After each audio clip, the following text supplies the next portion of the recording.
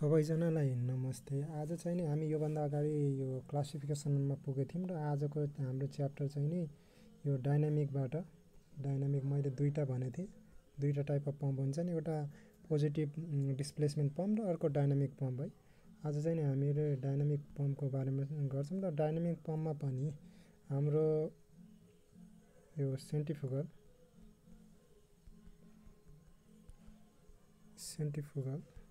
Pump चाहिँ नि maximum use हुन्छ र त्यसैको बारेमा चाहिँ नि पढ्छ पुनः। यो सेन्ट्रिफ्युगल फोर्स भनेर कतिले उ गर्नुभयो होला, सेन्टिपिटल र सेन्ट्रिफ्युगल फोर्स भन्ने। सेन्ट्रिफ्युगल भन्नको मतलब चाहिँ नि जुन फोर्सले गर्दा चाहिँ नि बडी चाहिँ नि आउटवर्ड डाइरेक्सन, जस्तै यो गोलोमा घुमिरहेछ, यहाँ यो छ भने बाहिरतिर फाल्ने फोर्स है। यो सेन्टरबाट बाहिर फाल्यो भने सेन्ट्रिफ्युगल फोर्स भयो। त्यो फोर्सलाई सेन्ट्रिफ्युगल फोर्स भन्छौँ र त्यसैको प्रिन्सिपलमा काम गर्ने भएकोले यो पम्पलाई सेन्ट्रिफ्युगल पम्प भनेको। र यसमा चाहिँ नि के हुन्छ भन्दाखेरि जस्तै यसको नर्मल्ली यस्तो हुन्छ, यहाँ गरिदिन्छु।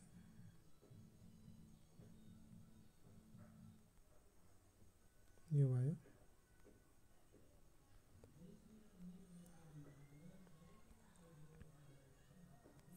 यो भित्रको यहाँबाट पानी आउने है, यसलाई यस्तो गोलो बनाउने अनि यसरी अलि यसलाई मिलाएर बनाउनु होला।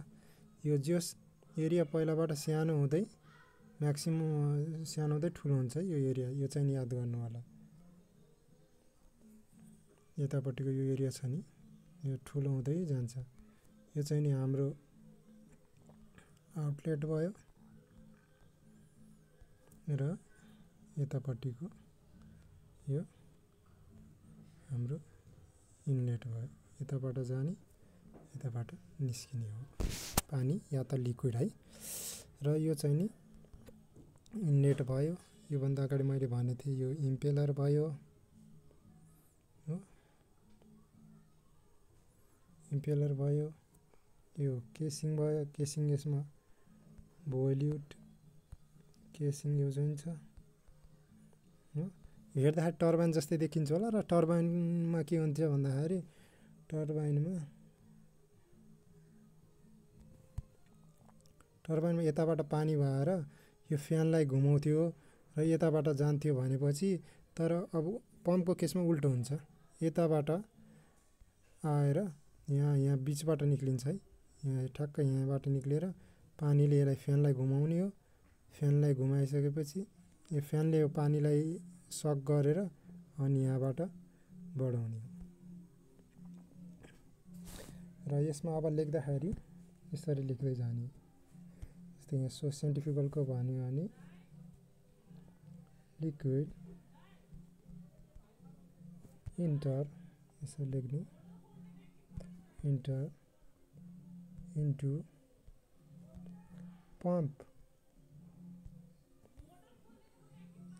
पम्पमा इन्टर हुन्छ केसले, ड्यु टु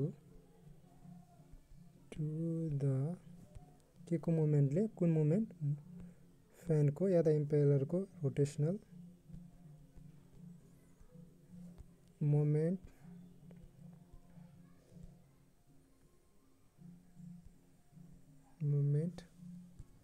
अफ इम्पेलर।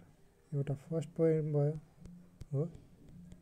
के हुन्छ भन्दाखेरि लिक्विडलाई चाहिँ नि पम्पको मेन केसिङमा इन्टर हुन्छ हो।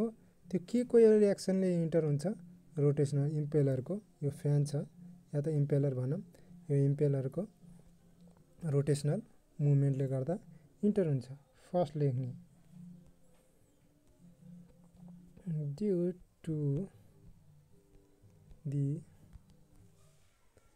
एक्सन अफ के को एक्सन, इम्पेलरको हो। इम्पेलर के इन्क्रिज हुन्छ, pressure as oil as velocity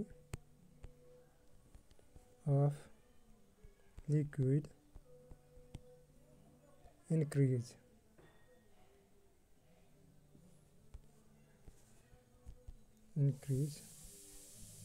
हो यो सेकेन्ड पोइन्ट हो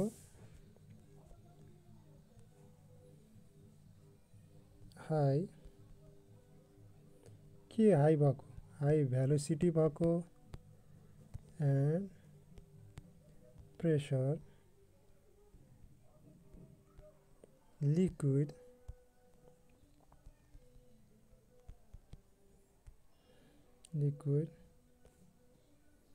moves along भनेको सँगसँगै along द कस्तो प्रकारको केसिङ हुन्छ मैले भन्थे भोल्युट टाइपको केसिङ हुन्छ यो है भोल्युट केसिङ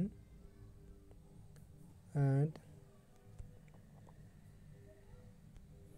exit through के हुन्छ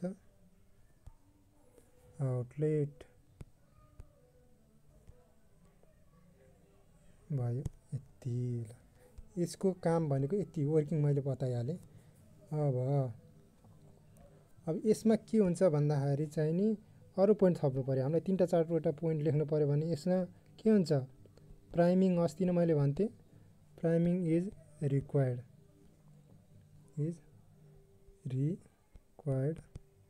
हो प्राइमिङ भन्नको मतलब जस्तै कहीँ देख्नु भएको छ होला पम्प सेट भन्ने कतिले थाहा हुन्छ होला एउटा जस्तै यो पानीमा चाहिँ नि तराईमा धेरै जसो युज गरिन्छ जस्तै यो नहरको पानीहरू चाहिँ नि खेतमा फाल्नलाई त्यतिखेर चाहिँ नि स्टार्टिङमा पानी हाल्नुपर्छ के त्यो पम्पमा एउटा उद्या हुन्छ यस्तो बिरको जस्तै दिया हुन्छ त्यो खोलेर पानी हाल्नुपर्छ फर्स्टमा अनि त्यो पानी हालेर पम्प बल्ल चल्छ के हो त्यो पानी नहाल्यो भने चल्दैन त्यसलाई भन्छन् प्राइमिङ गरेको भन्छन् के किन त्यस्तो हुन्छ भन्दाखेरि चाहिँ नि त्यो जस्तै यो पाइप भयो है पाइपमा पानीमा डुबाउनु भयो अनि यो लिक्विड यतापट्टि भयो हो यहाँ लिक्विड हुन्छ यहाँ यतापट्टि हुन्छ अनि यो हावा हुन्छ नि यो हावाले गर्दाखेरि चाहिँ यो जुन प्रेसरले तानिरहेको हुन्छ नि यो पानी तान्दैन के अनि त्यो नतानेपछि के गर्नुपर्छ यो जुन यो पाइपको सब एरिया छ नि यो पानीले भर्नुपर्छ के त्यसैलाई प्राइमिङ भनेको यो भनेको भ्याकुम क्रिएट हुन्छ भन्न खोजेको त्यही मैले यहाँ पाइप यसलाई जोडिदिएँ भने यो गरेँ यो यहाँ ग्रिन कलर छ यसलाई पानी मान्नुहोस् यस्तो हो यसलाई चाहिँ प्राइमिङ भनिन्छ र यसलाई चाहिँ प्राइमिङ रिक्वायर्ड हुन्छ र कस्तो टाइपको यो सेन्ट्रिफ्युगल पम्प छ नि यो चाहिँ नि लो डेन्सिटी भएको लो डेन्सिटी लिक्विड मुभ गर्न ट्रान्सफरमा युज गरिन्छ एउटा यो भयो हो अर्को यसको पोइन्ट के हो भन्दाखेरि चाहिँ नि जुन रेगुलर हुन्छ नि रेगुलर सप्लाई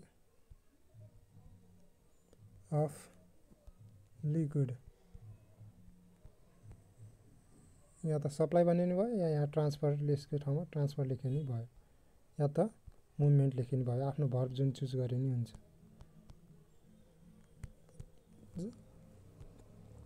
के हुन्छ भन्दाखेरि यो जुन लिक्विड हुन्छ नि यो लिक्विड वा त वाटर यसको मुभमेन्ट चाहिँ नि रेगुलर भइराख्छ क्या यसमा रोकिँदैन हो यो चाहिँ नि र यसमा जस्तै रेगुलर भए तापनि जुन क्वान्टिटी हुन्छ नि quantity of liquid pumped constant हुँदैन कि कतिखेर धेरै हुन सक्छ कतिखेर कम हुन सक्छ यो चाहिँ नि नराम्रो पक्षहरू भयो यसको यति पढ्यो भने हुन्छ है।